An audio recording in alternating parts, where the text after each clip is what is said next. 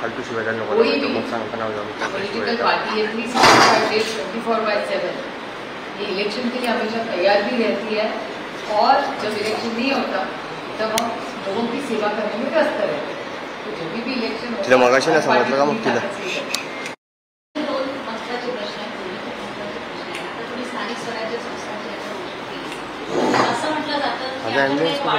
विरोधी पक्षांचे उमेदवार देखील त्या वाड्यावर करतात की कोणता नगरसेवक किंवा कोणता आमदार ह्याच्यासाठी उभा राहील आणि नंतर त्या नगरसेवक किंवा आमदाराच्या विरोधात कमकुवत उमेदवार देतात। तर ही याविषयी कार्यकर्त्यांमध्ये चर्चा असते आणि सगळ्यांना दुसरा माझा महत्वाचा प्रश्न आहे शक्ती महामार्गाचा शक्तीपीठ बद्दल। समृद्धी महामार्गाच्या वेळेस सुद्धा माननीय शरद पवारांनी तीव्र विरोध केला, पण नंतर मग असं झालंय की भूमिपूजन झाल्यानंतर भूमिपूजन होते विरोध करतात विरोधी पक्ष आणि नंतर आता शक्तीपीठसाठी पण तुम्ही सांगितलेलं आहे की 86,000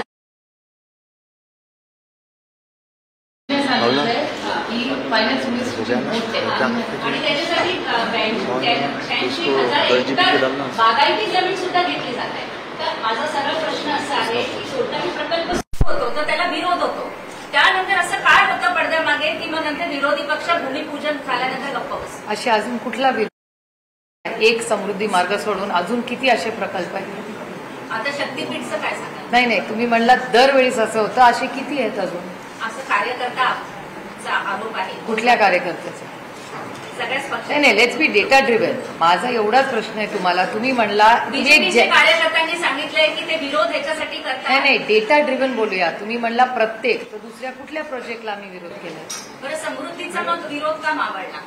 समृद्धीचा विरोध जेव्हा समृद्धीला लँड ॲक्विजिशनला विरोध होता, जेव्हा त्याचा फॉर्म्युला बदलला आणि पैसे जास्त दिले तेव्हा सगळे शेतकरी हो म्हणले, त्याच्यामुळे मग विरोध करायचा। फॉर्म्युला बदलला हा एक महत्वाचा मुद्दा आहे। एक नाही मला खूप विनम्रपणे ताई तुम्हाला सांगायचंय, let's have a data driven discussion. मी 2 तास तुमच्यावर चर्चा करायला तयार आहे।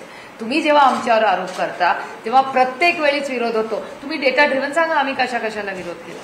एकाला विरोध म्हणजे सगळा जनरिक होऊ शकत नाही ना। आणि तुम्ही जे म्हणला ती नोट माझी नाहीये, तुम्ही जर तुम्हाला कडे आली नसेल तर मी तुम्हाला फायनान्स मिनिस्ट्रीची नोट पाठवून देते। हे सगळे जे ऑब्जेक्शन्स आलेले आहेत हे फायनान्स मिनिस्ट्रीचे ऑब्जेक्शन्स आहेत आणि त्याच्यात हे सरकार कुणाचं आहे हे तुम्हाला माहिती आहे जेवढं मला माहिती आहे। पक्षाची भूमिका जे ऑब्झर्वेशन्स आणि रिझर्वेशन्स फायनान्स मिनिस्ट्रीनी ऑब्जेक्शन्स दाखवलेले आहेत ते अत्यंत सिरियस आहेत। ते कुणालाही सिरियस वाटण्यासारखे आहेत, कारण का ते सरकारचे ऑब्जेक्शन्स आहेत। सरकारचंच प्रोजेक्ट आहे आणि त्याच्यात सरकारनीच ऑब्जेक्शन्स दिलेले आहेत, त्यांच्यामुळे ते चिंताजनक आहे। आता त्यांचे सगळे प्रश्न उद्या मम्मी बोलते, त्या खूप बोलतात तर त्यांचं सगळं समाधान उद्या मम्मी बोलते। विचारत नाही ह्याचं शक्तीपीठ पूर्ण कारण फक्त उमेदवाराविषयी तुमचे उमेदवार कोण ठरवणार याच्याविषयी तुमचं सगळं उद्या मम्मी बोलते आणि आरामात।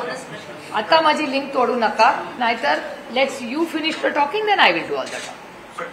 तुम्ही जर तयार असाल सगळं ऐकायला तर आय विल, बट मग माझी विनंती आहे don't break the link because then it's now nobody is to disturb because I will stop then. प्रश्न नाही उत्तर देताना मध्येच तुम्ही प्रश्न विचारला तर मला उत्तर देता येत नाही। तुम्हाला जर माझं स्पष्टीकरण हवं असेल तर तुम्हाला प्रश्नाचं उत्तर तर द्यायला पाहिजे। You don't have to be sorry, let's be fair. आणि मी घाई करत नाहीये। तुम्ही जर प्रश्न विचारला आणि उत्तर हवं असेल तर तुम्हाला मला तेवढा वेळ द्यायला लागतो जो बोर्डात पण देतात। Okay now we are rolling, now nobody is to stop in the middle. Shaktipeeth हा प्रोजेक्ट हा महाराष्ट्र सरकारचा प्रोजेक्ट आहे। त्याला जे ऑब्जेक्शन्स आलेले आहेत ते त्याच सरकारच्या फायनान्स डिपार्टमेंटची जी ऑफिशियल नोट आहे त्याच्यात ते आलेले आहेत। त्याची सगळी सविस्तर नोट परवाच्या दिवशी जी कॅबिनेट मीटिंग झाली त्याच्यात सर्क्युलेट झालेले आहेत, तेच वर्तमानपत्रात आले, तेच कॅबिनेट नोट आणि वर्तमानपत्राचा सगळा डेटा हा सगळ्या मीडियाकडे आहे। त्याच्यात 4 मोठे सिरियस ऑब्जेक्शन्स आहेत। एक की एकीकडे होणारा प्रचंड विरोध लँड ॲक्विजिशनसाठी, ज्याच्यासाठी राजू शेट्टी आणि अनेक शेतकरी रस्त्यावर उतरत आहेत, हे तुमचेच सगळे चॅनल्स दाखवत आहेत. हा पहिला मुद्दा. दुसरा मुद्दा, फायनान्स डिपार्टमेंटनीच ऑब्जेक्शन घेतलंय की एकीकडे जेव्हा तुम्ही लोन घेता ते 6.35%नी घेताय, ह्या प्रोजेक्टला 8.80%नी का 2.5% अंतर आहे. हे का घेताय? हे माझं ऑब्जेक्शन नाहीये, हे फायनान्स मिनिस्ट्रीच्या नोटचं ऑब्जेक्शन आहे. त्याच्यानंतर फायनान्स मिनिस्ट्रीने असं सांगितलंय की एवढं 82,000 करोडचं का 86,000 करोडचं जे प्रोजेक्ट आहे, हे असंच आपण केलं तर आपल्या बजेटमधले 22% पैसे हे फक्त रिपेमेंटमध्ये जातील. हे पण फायनान्स मिनिस्ट्रीच्या ऑफिशियल गव्हर्नमेंट ऑफ महाराष्ट्राच्या नोटमध्ये आहे. आणि त्याच नोटमध्ये असे लिहिलंय, माननीय आदरणीय अटल बिहारी वाजपेयी साहेबांनी FRBM ऍक्ट आला, which is a fiscal management act of government of India. तो सुधारला आणखी मनमोहन सिंग साहेबांच्या सरकारने. So it is a fiscal management compulsory guidelines of government of India started under the leadership of Atal Bihari Vajpayee saheb, की FRBM ऍक्टच्या बाहेर जाऊ नका. फिस्कल मॅनेजमेंट 3% खाली ठेवा. आता हे प्रोजेक्ट जर केलं तर नंबर प्रमाणे FRBM ऍक्टला केराची टोपली दाखवली जाते आणि फिस्कल मॅनेजमेंट ते 4 ते 4.5% जाईल, जे केंद्र सरकारच्या नियम कायद्याच्या बाहेर आहे, अशी फायनान्स मिनिस्ट्रीची नोट सांगते. तर fiscal management problem, repayment of 22% plus lone घेतलेला विषय, हा एक फक्त सरकारचा अंतर्गत प्रश्न झाला, हा एक भाग. आणि दुसऱ्या भागामध्ये शेतकऱ्यांमध्ये झालेला विरोध, अशा 2 वेगळ्या घटना या विरोधात होत आहेत. त्याच्यामुळे जरी मी सत्तेमध्ये असते तरी माझं हेच मत असतं, कारण का एका प्रोजेक्टसाठी एका राज्याच्या फिस्कल मॅनेजमेंटमध्ये आणि दिवाळखोरीकडे जाईल का, हे शब्द माझे नाहीत, त्या रिपोर्टमध्ये आहेत. हे सगळं मी जे बोलते ते महाराष्ट्र सरकारच्या ऑफिशियल रिपोर्ट ऑफ फायनान्स, जी कॅबिनेटमध्ये सर्क्युलेट झाली आहे, त्याचा आहे. त्याच्यामुळे हे माझं वैयक्तिक मत नाही, हे महाराष्ट्र सरकारच्या मध्ये असलेला कॉन्फ्लिक्ट आहे. 2 वेगळी मतं एका प्रोजेक्टबद्दल विरोधकांची नाहीत. फक्त हा डेटा आम्हाला कुठून आला, तर हा महाराष्ट्र सरकारमधून आलेला आहे. त्याच्यामुळे आणि समृद्धी महामार्गाचा प्रश्न वेगळा आहे आणि हा प्रश्न वेगळा आहे. हे 2 वेगळे विषय आहेत. आणि गडकरी साहेब नागपूरमलाच राहतात, त्यांचे सगळे प्रोजेक्ट्स आम्ही पूर्ण ताकदीने सपोर्ट करतो. त्याच्यामुळे कुठल्या प्रोजेक्टला आम्ही सिलेक्टिव्हली किंवा सगळ्या प्रोजेक्टला आम्ही विरोध करतो, हे धातांड खोटा आमच्यावर आरोप आहे. दत्तात्रेय होसबले आरएसएस के नेता है, उन्होंने कहा है कि इमरजेंसी के दौरान समाजवादी और धर्मनिरपेक्ष शब्द जोड़े गए, जिसकी समीक्षा करने की आज आवश्यकता है. डॉक्टर बाबा साहब अम्बेडकर के संविधान में ये शब्द नहीं था. क्या राय है आपकी? एक सशक्त लोकतंत्र में हर एक को बोलने का अधिकार है इस देश. उनको लगता है, उन्होंने कह दिया.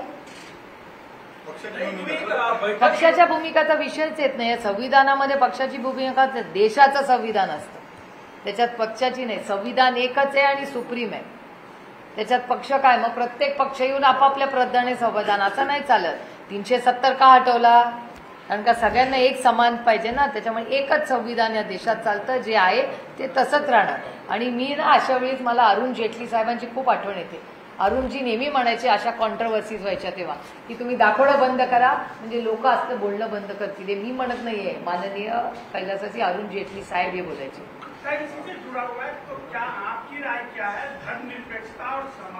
मेरी राय का सवाल ही नहीं है.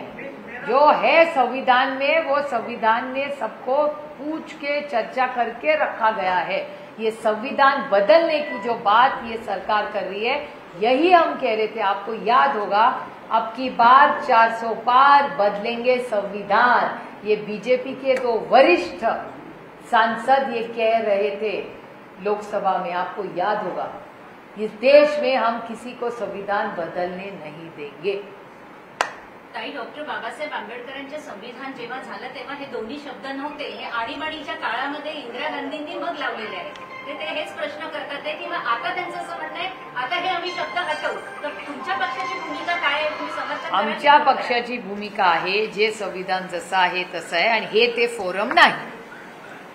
तुम्हाला जेव्हा कॉन्स्टिट्यूशनल बदल करायचे असतात त्याची चर्चा पार्लमेंटमध्ये होते, ह्याच्यासाठीच पार्लमेंट आहे.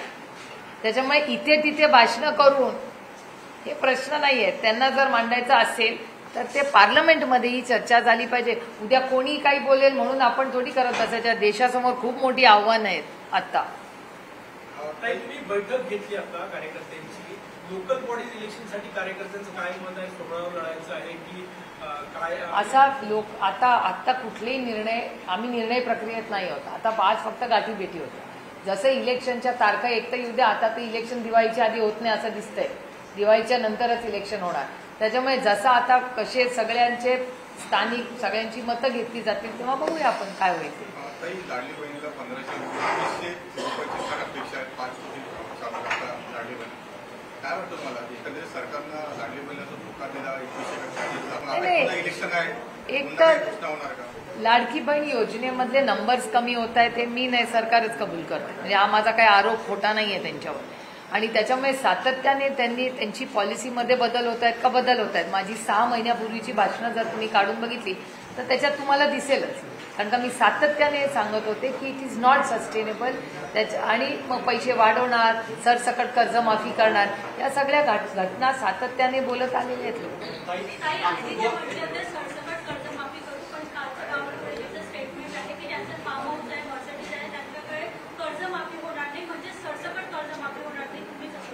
मला नाही माहिती. मी माननीय मुख्यमंत्र्यांवर विश्वास ठेवते की माननीय मुख्यमंत्री म्हणाले होते की आम्ही या राज्यात सरसकट कर्जमाफी करू.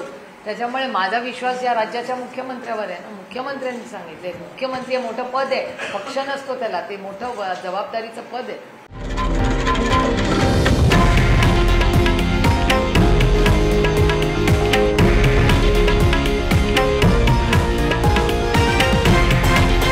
हे आहे देशातील नंबर 1 न्यूज नेटवर्क आणि आपण पाहत आहात TV9 मराठी, एकमेव.